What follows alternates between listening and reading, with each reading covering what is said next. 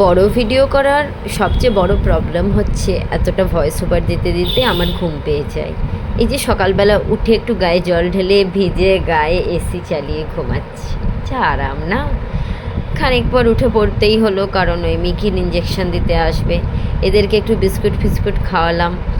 এবার বাঙালির টাইম একটু এত দেরি হবে ঠিক কথা, কিন্তু যদি টাইমের আগে চলে আসে তাহলে আরও মুশকিল। যাই হোক, এদেরকে বিস্কুট টিস্কুট খাইয়ে একটু চটকে আলু ভাতে করে আর রুকুকে যখনই আদর করি হাম্পি ঠিক পাশ দিয়ে মাথাটা গলাবে। শুধু রুকুকে আদর করলে হবে না, হাম্পিকেও আদর করতে হবে, মানে সারাক্ষণ হাম্পিকেই আদর করতে হবে, ওর এটাই দাবি। আমার দিনের বেশিরভাগ সময় এদেরকে নিয়েই কেটে যায়। পড়াশোনা থাকে, লেখাপড়ার কাজও থাকে, থাকে না বলবো না, তবে সেটা আমি খুব একটা ক্যামেরার সামনে আনি না বলেই অনেকে দেখতে পায় না। যাই হোক, এরা তো এক রাউন্ড বিস্কুটের পর সেকেন্ড রাউন্ড বিস্কুট খাওয়া হলো, কারণ ওটা ওই দাওয়ায় খাওয়া হয়েছে, এটা এই দাওয়াতে এসে খাওয়া হবে। সব ওদের বড় বড় মানুষের বড় বড় ব্যাপার, আমি বুঝি না। এরপর মাঝে হয়েছে মিকির অপারেশন, মানে ইঞ্জেকশন। তো অপারেশনই বটে, যা লাফাঝাপা, পুরো তৃতীয় বিশ্বযুদ্ধ। আমার ঘাড়ে খ্যাঁচকা লেগে গেছে, এমন ধাক্কা মেরেছে আমাকে। এরপর ওকে একটু ছাদে নিয়ে এসেছি, কারণ ওর মুড অফ হয়ে আছে। আর ও তো রিসেন্টলি খুবই খাউখুটে হয়ে আছে, সবাইকে শুধু কামড়াতে আসছে। কবে থেকে ভাবছি ওকে একটু স্নান করাবো, এত রেগে সারাক্ষণ কাঁই হয়ে আছে যে আমার স্নান করানো হয়ে উঠছে না। গোটা ছাদ ময় রাজার মতো করে খানিকক্ষণ চড়লো। বাবা, এই তুমি সবসময় খাউখুটে হয়ে থাকো, আমাকে কাউ করতে যাও, সবাই আমাকে বলে এই বাবা তুমি কি কেমন তোরটা ছেলে, তোমার ভালো লাগে এটা? আমার কত দুঃখ লাগে, তুমি আমার কথাটা বোঝো না। আমি কিছু বলতে গেলেই কাউ কাউ করে তেড়ে আসো। এই যে এখন আমি কথা বলছি তুমি আমাকে ইগনোর করছো, আমার কত সেন্টিমেন্টে লাগছে তুমি জানো। তুমি তো ডোন্ট কেয়ার, নিজের মনে 72 হাত জিভ বার করে হ্যাঁ হ্যাঁ হ্যাঁ করে বেড়াচ্ছ। এটা ঠিক দত্ত। মিকিকে অনেকক্ষণ ধরে ট্রাই করলাম অনেক কিছু বোঝানোর, বাট ওর মাথায় কিছু ঢুকলো বলে মনে হয় না। ও দিব্যি গটগট করে নিচে নেমে ঘরে চলে এলো, এসে এসি ঘরে ঢুকে পড়লো। আর এই মহারাজকে দেখো, ও সদানন্দ। ও সেই থেকে ট্রাই করে যাচ্ছে কি, আমার জামার সাইডে একটা সুতো বেরিয়েছে, ওই সুতোটাকে ধরতে হবে। ধরতে পারলো না বলে আমার পকেটের বোতামটাকে একটু চিবিয়ে দিয়ে চলে গেল। ওকে কোলে নেব বললে ওর একদম পছন্দ হয় না, কোলে চাপতে পছন্দ করে না। সেই তুলনায় মিকি কিন্তু কোলে চাপতে খুবই ভালোবাসে, কিন্তু ইদানিং এত সারাক্ষণ রেগে থাকছে, আমার সাহসে কুলাচ্ছেই না ওকে কোলে নেওয়ার। আর যেহেতু মাটিতে বসে ইঞ্জেকশন দেওয়ানো হয়েছিল, সেই জন্য জামাটা একটু চেঞ্জ করে নিলাম। এসে এদেরকে একটু বিস্কুট ফিস্কুট খাইয়ে দিয়ে জিমির হাতে একটু ব্যান্ডেজ বেঁধে দিলাম। জিমির হাতে একটু ক্ষত হয়েছে, ক্ষতটা সেরে যেত, অ্যান্টিবায়োটিক ওষুধ দিচ্ছিলাম, কিন্তু বদমাইশ কিছুতেই আমাকে ওষুধ লাগিয়ে রাখতে দিচ্ছে না, 5 সেকেন্ড বাদ চেটে দিচ্ছে। এমনি করলে সারবে? সেই জন্য ওকে লিউকোপ্লাস দিয়ে ব্যান্ডেজ করে দিলাম ভালো করে, যাতে হাতটা চাটতে না পারে।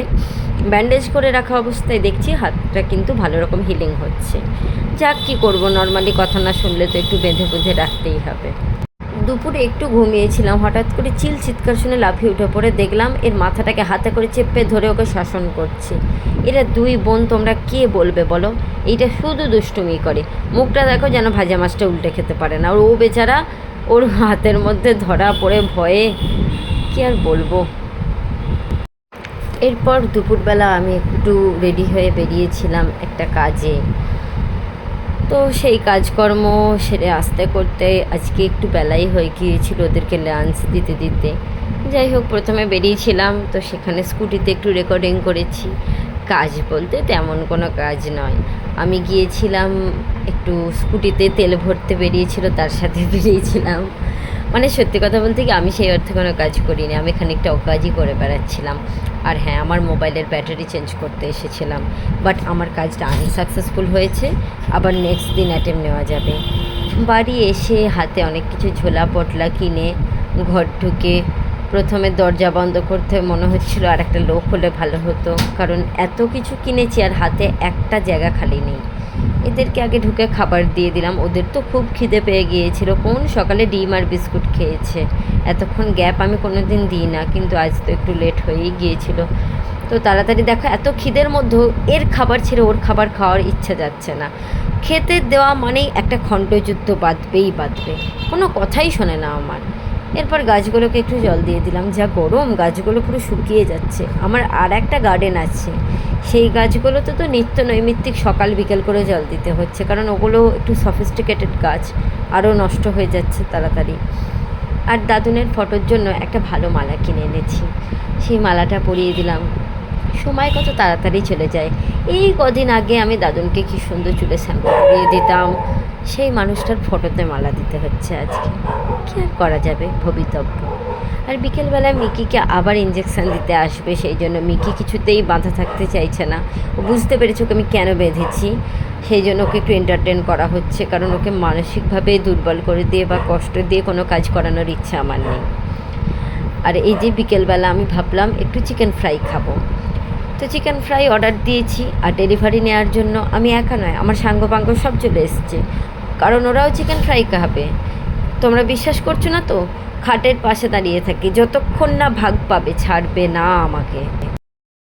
এই সময় আমি ক্যামেরাটায় ভিডিও করতে গিয়েছিলাম, বাট ভিডিওটা অন করতে ভুলে গিয়েছিলাম বলে তোমাদের দেখানো গেল না। কী হারে লোলুপ চোখে আমার দিকে তাকিয়েছিল, খাওয়াও যায় না এরকম বেচারা জুলজুলে চোখগুলোর দিকে তাকিয়ে, ওরা বড় ছোট না।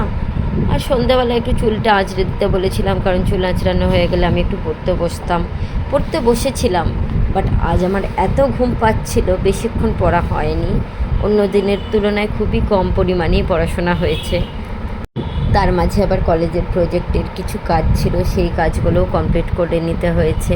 খুব অল্প পরিমাণেই কাজ ছিল, কিন্তু ওই যে খানিকক্ষণ ল্যাপটপ দেখার পর এত ঘুম আসে, তাই আজকে খাবারও আমি দিতে যাইনি, খাবার আমার মাসিমণি দিয়েছে। আর আমি এখন মোটামুটি ঘুমের জগতে পাড়ি দিতে চলেছি। এত ঘুম পেলে আর কোনো কাজই হবে না, তাই আজকের মতো এতটাই। Bye bye.